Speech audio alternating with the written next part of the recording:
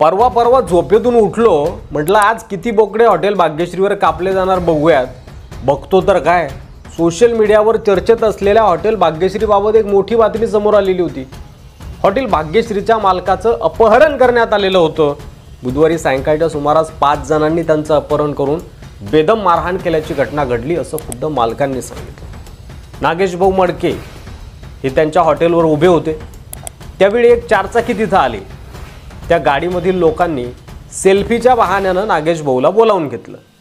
भाऊ कारजवळ गेले, त्यानंतर त्यांनी गाडीच्या खिडकीमध्ये अडकवून त्यांचं अपहरण केलं।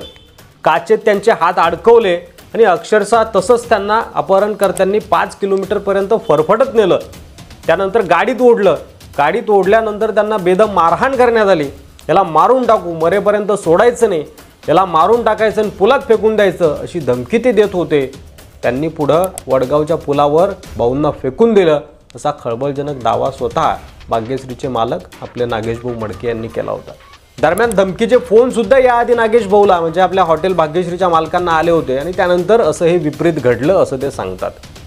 आता आम्हाला वाटलं हे सगळं खरं आहे, मात्र आता या प्रकरणात नवा ट्विस्ट आलाय। हा सर्व बनाव असल्याचा संशय व्यक्त केला जातोय। पिस्तुलाच्या परवानगीसाठी नागेश भाऊंनी या हल्ल्याचा बनाव रचला असा पोलिसांना संशय आहे आणि पोलिसांनीच असं म्हटल्याचं खुद्द हॉटेलचे मालक आपले नागेश भाऊ मडके यांनीच सांगितलं।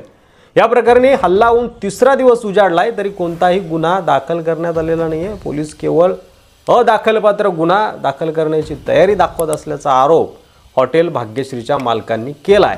नागेश मडके यांना मारहाण झालेली नसून हा बंदुकीचा परवाना मिळवण्यासाठी कट रचला गेला आहे असं पोलीस म्हणत आहेत, असं नागेश भाऊंचं म्हणणं आहे। मात्र माझ्यावर खरोखर हल्ला झाला, मी बेशुद्ध होतो, आम्ही अडाणी आहोत, बंदुकीची आम्हाला गरज नाही, आमच्यावर झालेल्या अत्याचाराबाबत फक्त न्याय मागत आहोत आम्ही, असं स्पष्टीकरण यावर आता नागेश भाऊ मडके यांनी दिलेलं आहे। दरम्यान याबाबत आज पोलीस अधीक्षकांची भेट घेऊन त्यांना नागेश भाऊ सविस्तर माहिती देणार आहेत आणि याबाबत कोणतीही कारवाई न झाल्यास, आम्हाला न्याय न मिळाल्यास मी माझ्या लेकरा बाळांसह आत्मदहन करीन असा इशारा देखील आता थेट नागेश भाऊ मडके यांनी दिलेला आहे। बरं, त्यामुळे या प्रकरणात आता नेमकं सत्य काय आहे असं सवाल उपस्थित होत आहे। तुम्हाला काय वाटतंय, खरंच नागेश भाऊंचं अपहरण झालं असावं का, आहे का की त्यांनी हा कट रचला बंदुकीच्या परवान्यासाठी जसं पोलीस म्हणत आहेत असं त्यांचं म्हणणं आहे। एकंदरीत या संपूर्ण प्रकरणावर तुम्हाला काय वाटतंय, तुमचं मत कमेंट बॉक्समध्ये लिहायला विसरू नका। मराठी मंडळीवर नवीन असाल तर सबस्क्राईब करा आणि व्हिडिओ शेअर करायला विसरू नका। धन्यवाद।